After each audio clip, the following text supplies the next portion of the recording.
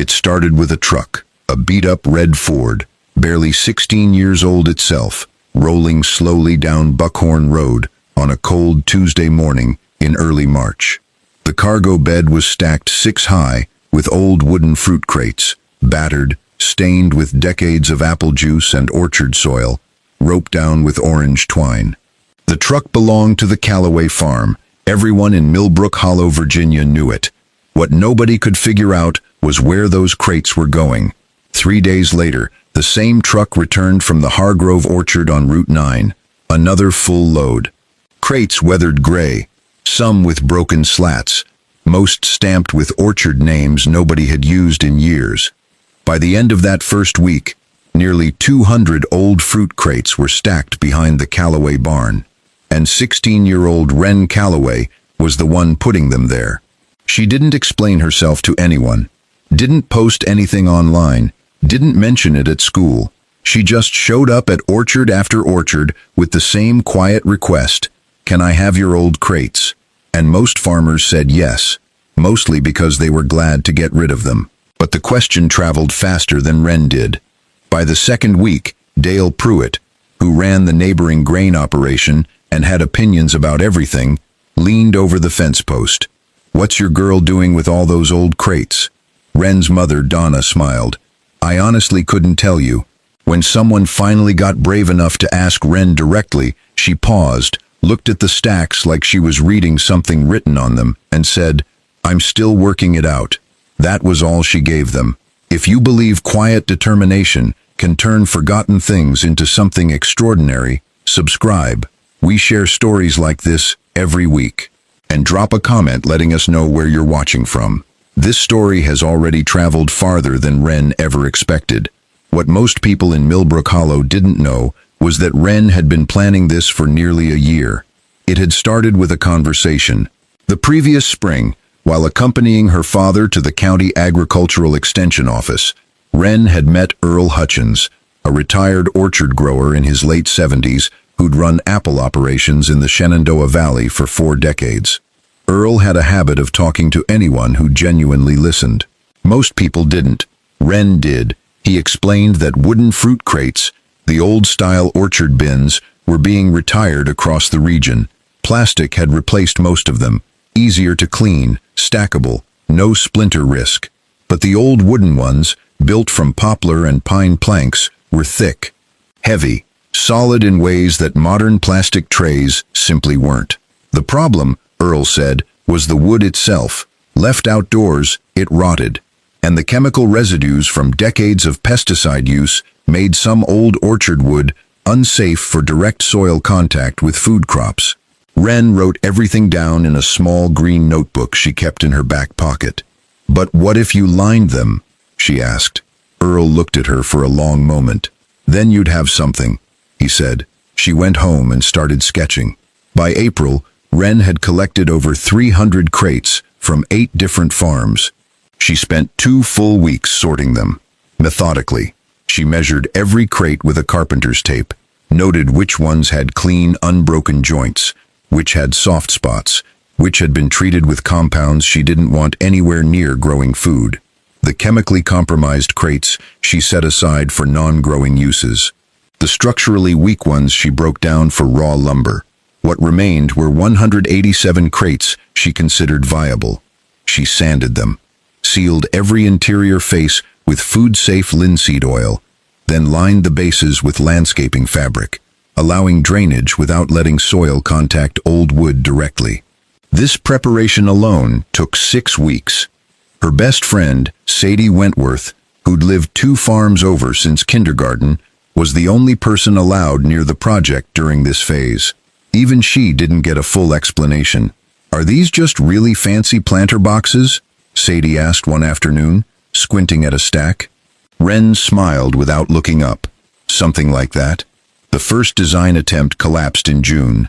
Wren had stacked 12 crates into a 2-column structure, intending to grow strawberries vertically. Plants staggered up the height of each column to maximize production in a tight footprint. She'd been inspired by vertical growing concepts in one of Earl's old farming journals, and had spent months modifying the idea for crate dimensions. On a Wednesday afternoon, the structure gave out. The joint connections couldn't handle the weight of wet soil across multiple stacked levels. The lower crates bowed outward.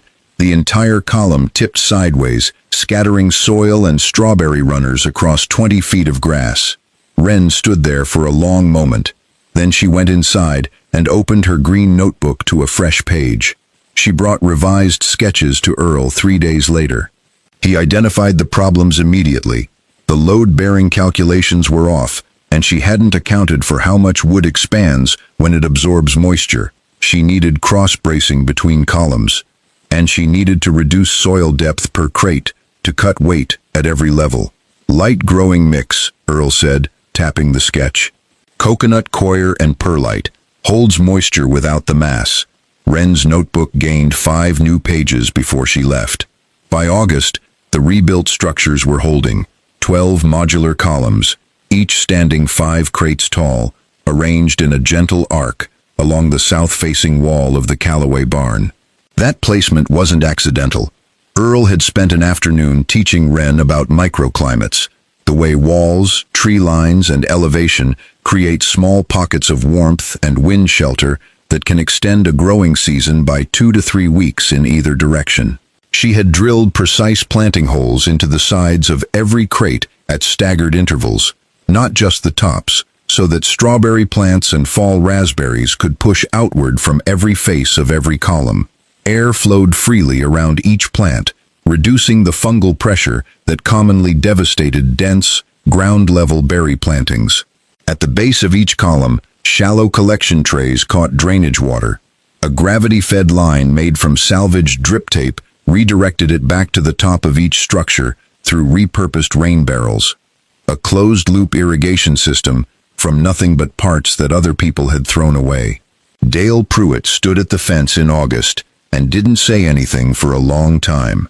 "Where'd she learn that?" he finally asked Donna. "From paying attention," Donna said.